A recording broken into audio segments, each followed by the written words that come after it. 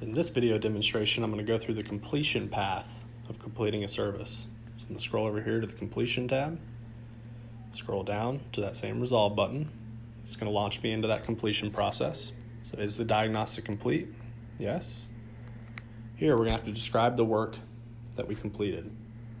Here it is important to be as descriptive as possible. Click next. Did you supply any parts? Say yes.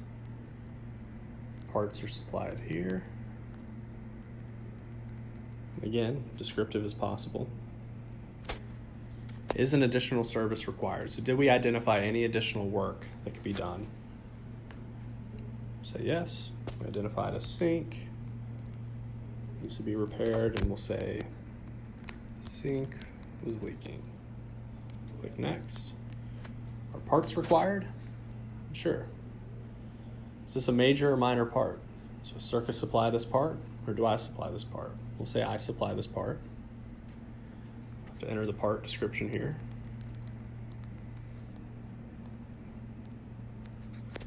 When do I expect to be able to complete this work? So click on here. We'll say I can come back on the 24th on Monday. Click next.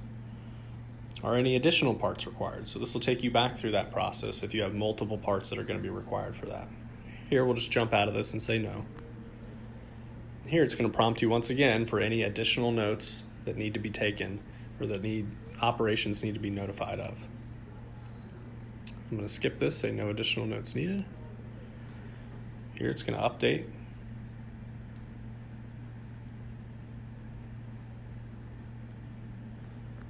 So now if I go back out, I'm going to refresh, pull down to refresh this screen. I'm going to go back into this order.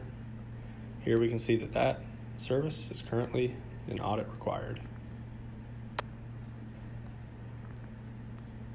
And now another service has been added for a sink repair, and the sink was leaking.